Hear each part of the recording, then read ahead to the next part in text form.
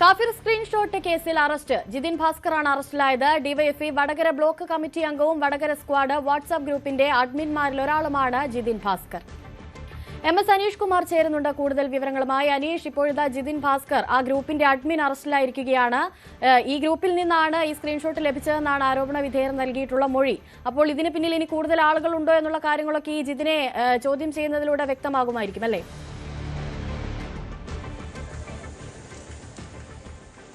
തീർച്ചയായും 2024 ലോക്സഭാ തെരഞ്ഞെടുപ്പിൽ വാശിയേറിയ പോരാട്ടം നടന്ന മണ്ഡലമാണ് വടകര. അവിടെ CPM-ലെ KK ശൈലജ ടീച്ചറും ഷാഫി പറമ്പിലാണ് കോൺഗ്രസിനെ പ്രതിനിധീകരിച്ച് മത്സരിക്കുകയും ചെയ്ത് ഈ തെരഞ്ഞെടുപ്പിൻ്റെ തലേ ദിവസമാണ്, അതായത് പോളിംഗിൻ്റെ തലേ ദിവസമാണ് ഇത്തരത്തിൽ വിവാദമായ സ്ക്രീൻഷോട്ട് പരക്കുകയും ചെയ്ത്. ഇതേ തുടർന്ന് ഈ കേസിൻ്റെ അന്വേഷണത്തിൽ ആദ്യ ഭാഗത്ത് ആരോപണം ഉയർന്നത് MSF നേതാവായ മുഹമ്മദ് കാസിം എന്നയാളാണ് ഈ സ്ക്രീൻഷോട്ട്, അല്ലെങ്കിൽ അദ്ദേഹത്തിൻ്റെ പേരൊക്കെ വെച്ചുള്ള ഒരു ഗ്രൂപ്പിലാണ് ഈ സ്ക്രീൻഷോട്ട് ആദ്യം ഉണ്ടായത് എന്ന വിലയിരുത്തലായിരുന്നു. പിന്നീട് അദ്ദേഹത്തിൻ്റെ ഫോണും മറ്റും വിശദമായി പരിശോധനയ്ക്ക് വിധേയമാക്കിയപ്പോൾ കാസിമിന് ഇക്കാര്യത്തിൽ പങ്കില്ല, ഇത് പൂർണ്ണമായും വ്യാജമായും സൃഷ്ടിച്ച ഒരു സ്ക്രീൻഷോട്ടാണെന്ന് കണ്ടെത്തുകയും ചെയ്തു. അന്വേഷണം ഒടുവിൽ DYFI നേതാക്കളായ റിബേഷ് രാമകൃഷ്ണൻ, മനീഷ് അതുൽ എന്നിവരിലേക്ക് എത്തിപ്പെടുകയും ചെയ്തു.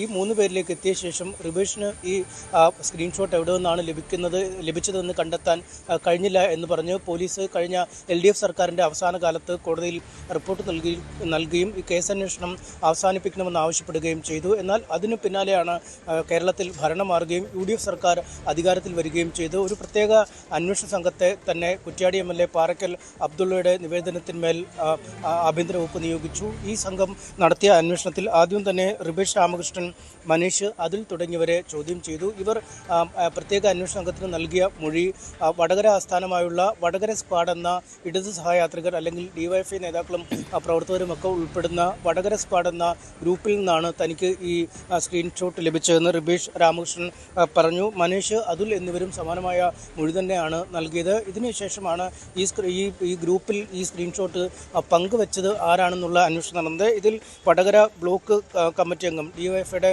വടകര ബ്ലോക്ക് കമ്മിറ്റി അംഗവും ഒപ്പം വടകര സ്ക്വാഡിൻ്റെ അഡ്മിന്മാരിൽ ഒരാളുമായ ജിതിൻ ഭാസ്കറിലേക്ക് അന്വേഷണം എത്തുന്നത്. കഴിഞ്ഞ ദിവസം ജിതിനെ പ്രത്യേക അന്വേഷണ സംഘം ചോദ്യം ചെയ്തിരുന്നു. അതിനുശേഷം ഇന്നും ചോദ്യം ചെയ്യാനായി വിളിപ്പിച്ചിരുന്നു. എവിടെ നിന്നാണ് എന്നാൽ ഇത്തരമൊരു സ്ക്രീൻഷോട്ട് തനിക്ക് ലഭിച്ചതെന്ന കൃത്യമായ മറുപടി പറയാൻ ജിതിൻ ഭാസ്കറിന് കഴിഞ്ഞിട്ടില്ല. നേരത്തെ മൊഴി നൽകിയ നേതാക്കളുടെ ഒരു ആരോപണവും ജിതിൻ ഭാസ്കറിന് നേരെ തന്നെ നിൽക്കുന്ന ഒരു സാഹചര്യമുണ്ട്.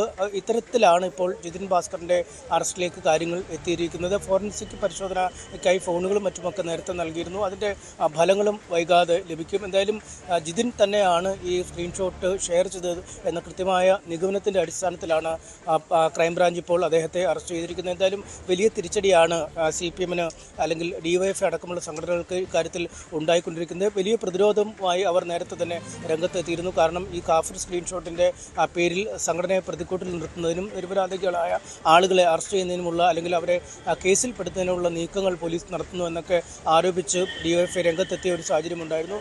ഈ നടപടികൾക്കൊക്കെ പിന്നാലെയാണ് ഇപ്പോൾ അവരുടെ പ്രധാനപ്പെട്ട ഒരു നേതാവിനെ കാഫിർ സ്ക്രീൻഷോട്ടുമായി ബന്ധപ്പെട്ട് അറസ്റ്റ് ചെയ്തിരിക്കുന്നത്. നേരത്തെ UDF മറ്റുമൊക്കെ ഗുരുതരമായ ഒരു ആരോപണങ്ങൾ ഇക്കാര്യത്തിൽ CPM-ന് നേരെ നടത്തിയിരുന്നു. കാരണം കൃത്യമായ ഒരു സമുദായ ധ്രുവീകരണം ലക്ഷ്യം വെച്ച് അല്ലെങ്കിൽ UDF-ൻ്റെ വോട്ടുകൾ ചോർത്തുക എന്ന കൃത്യമായ ലക്ഷ്യം വെച്ചായിരുന്നു ഇത്തരമൊരു സ്ക്രീൻഷോട്ട് നിർമ്മിച്ചതെന്ന ആരോപണമാണ് UDF മുന്നോട്ട് വെച്ചത്. എന്തായാലും ഇത്തരം ആരോപണങ്ങൾ ഒരു പരിധിവരെ ശരിവെക്കുന്ന രീതിയിലേക്കാണ് നിലവിലെ അന്വേഷണം എത്തിപ്പെട്ടിരിക്കുന്നത്. എന്തായാലും ഇത് സംബന്ധിച്ച കൂടുതൽ വിശദാംശങ്ങളും എന്തൊക്കെയാണ് ജിതിൻ ഇക്കാര്യവുമായി ബന്ധപ്പെട്ട് ചെയ്തതെന്നും എവിടെയാണ് കൃത്യമായി സ്ക്രീൻഷോട്ടിൻ്റെ ഉറവിടം എന്നത് സംബന്ധിച്ചും ഇനി അന്വേഷണം മുന്നോട്ട് പോകേണ്ടതുണ്ട്. ശരി, MS അനീഷ് കുമാറാണ് കൂടുതൽ വിവരങ്ങൾ നൽകിയത്.